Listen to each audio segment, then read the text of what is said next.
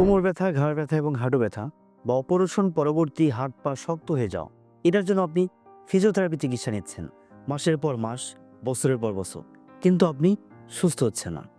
একটা কারণ আপনি সঠিক ফিজিওথেরাপিস্টের কাছে আপনি যান নাই।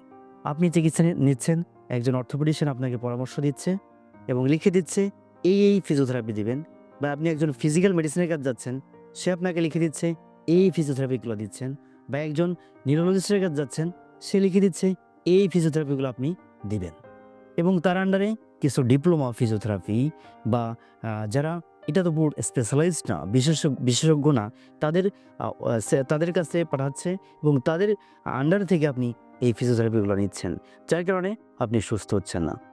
সেজন্য আপনার এই কোমর ব্যথা, ঘাড় ব্যথা, হাঁটু ব্যথা বা অপারেশন পরবর্তী জটিলতা বা প্যারালাইসিস, এটার জন্য আপনার উচিত হচ্ছে অবশ্যই একজন বিশেষজ্ঞ ফিজিওথেরাপিস্টের কাছে আসতে হবে এবং সে অ্যাসেসমেন্ট করে, প্ল্যান করে যে ফিজিওথেরাপি দিবে এবং সে নিজে ফিজিওথেরাপি দিবে, তাহলেই কিন্তু আপনি এই ফিজিওথেরাপি চিকিৎসা নিয়ে খুব অল্প সময়ের মধ্যেই আপনি কিন্তু সুস্থ হতে পারবেন। কারণ আপনি কিন্তু বুঝেন যে অর্থোপেডিশিয়ান, সে হাড় ভেঙে গেল, এগুলো ভেঙে গেলে সে জোড়া লাগাবে, সে স্পেশালাইজড।